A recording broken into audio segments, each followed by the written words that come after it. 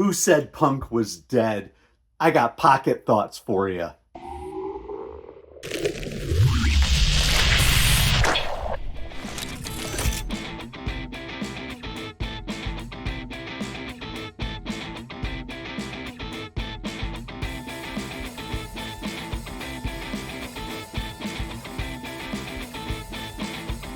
And hello everyone, it's Tom, it's FANzine Live. We're going to try something a little different today. It's usually an off day for FANzine Live, but I thought that rather than package a bunch of reviews into or reviews, if you will, overviews of different zines by different creators all into one video, I thought I'd do two shorter ones so that you could have a little bit of different stuff on different days. And following up on another one where I did that had a little bit of a punk aesthetic, we're going to continue with that vein this week, and we're going to look at Pocket Thoughts.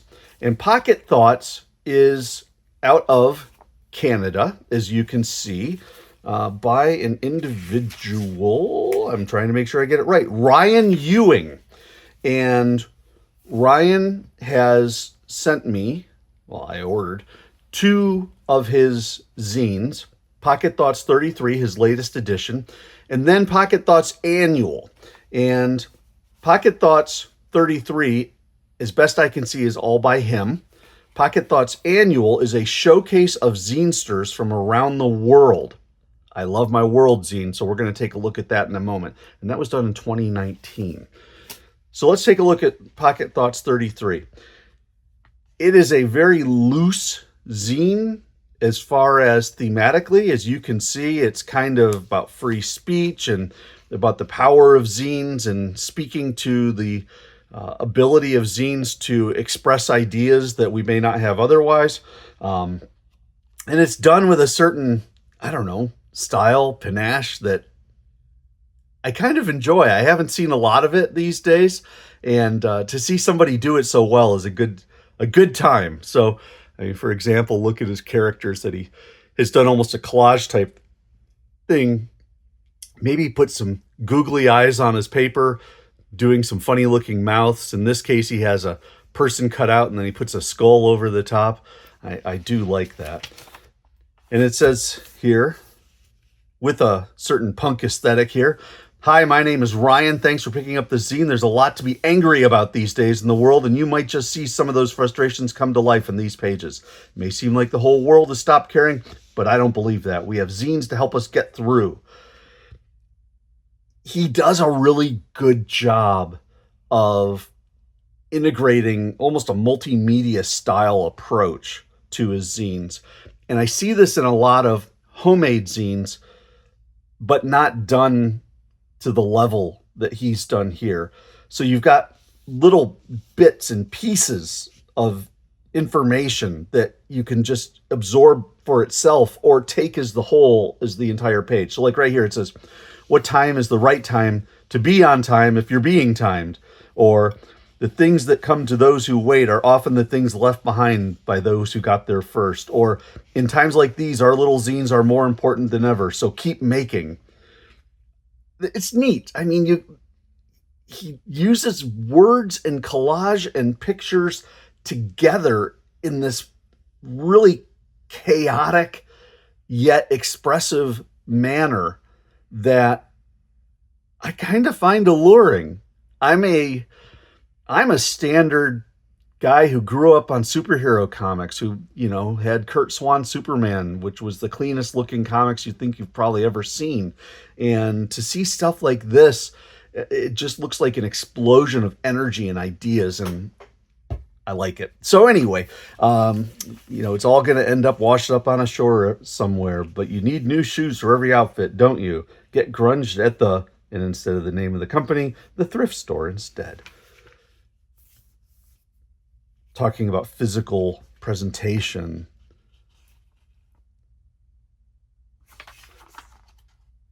And the other thing I like about this is, you see, he uses photography in some spots. Again, collage. But then he flips and does a page of sequential comic art. He does handwriting. He does typesetting.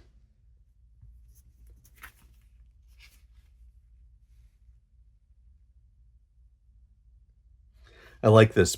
Out of touch. Everything changing these days. I can't keep up. When I was a kid, we were promised our future promised flying cars. Instead, I have an air fryer.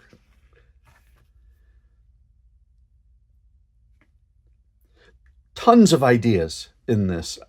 I'm not going to read all this to you because I really think that it's fun to read these on your own and get the impression. But he throws ideas out, just point after point after point, and it's really interesting. I like this. The Skulliver needs a beer. So you start here, and by getting to the Guinness, you get drunk. Fun stuff. I'd love to see a description. I mean, this is like the perfect type of zine where a first person would just be a blast, because I'd love to see him interpret his own page of "It's not far, as far away as you think." You've got shoes.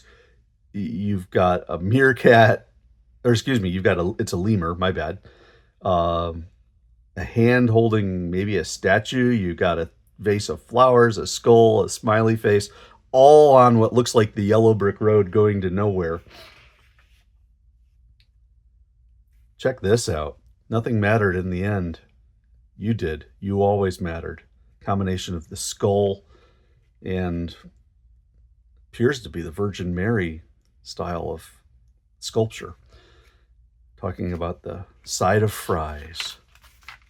Then he flips to color and does a Zinester spotlight. On this case, it's Keat Creates, and has a French bulldog, always loving the dogs, and some of the stuff that Keat creates. And then on the back, interesting, no color on the front, but he has color on the back. Complete your collection at Pocket Thoughts. And so you can see it's got some stuff at Etsy. I'll put a link in the show notes. So that's Pocket Thoughts 33. Now this is the annual. And there were, obviously, as you can see here, there are a ton of Pocket Thoughts that one can get. I chose this one, I'll admit, because the cover here looks like a Battlestar Galactica spaceship, the Cylon Battlestar or whatever they call it. And I thought, ooh, this could be like science fiction. This is not science fiction. This is basically, it looks like about 14 pages, starting on 3, going through 16. It's about 14 pages of individual pages from different people who all contributed. And so everybody gets their own space to do whatever they want. Some of them have poetry. Some of them mix poetry and art. But talk about zine culture. I mean, this is fun. Little sequential art. This one, I wish that the text was a little bit better, that the resolution was a little better, because I'm really interested in where they're going. They've got pixelation going around. Would have been a lot easier to read. That would have helped. Random thoughts on a Tuesday. Look at some slogans a little closer. Kind of playing with the notions of what is commercialism coming to for us. Another one. Love the spiral statement. And then a neat back cover, almost a Jeff Gaither type look. Very cool. So that's Pocket Thoughts. When you do Pocket Thoughts, when you order from Ryan, he's kind enough to send a note. He sends a coupon code, which I'm going to ask that people not use because they should get it on their own. And then he does a piece on zines himself and talking about his zines, and it's kind of a nice little introductory piece, very similar to the small press interviews that I was looking at, or that I was trying to get going. I like how he has a page here about his most popular zines. And this is a smaller size, but as a catalog, it's fantastic. I love it. Pocket Thoughts, really neat. Thanks so much for checking out my zines. Your support means the world to me. Always be real and unique. Ryan had no idea I was going to take a look at this stuff, and now he's got it. So congratulations, Ryan. You made FANzine Live New Releases. Really neat stuff. Very excited to talk about it. I hope everybody has a wonderful day. Leave a comment. Let me know what you think. If you've got Pocket Thoughts with 33 issues, it's very possible you might. Let me know what you think in the comments. Make sure to like the video, subscribe to FANzine Live, and as always, tell your friends. Thanks again, everybody. I will catch you next time.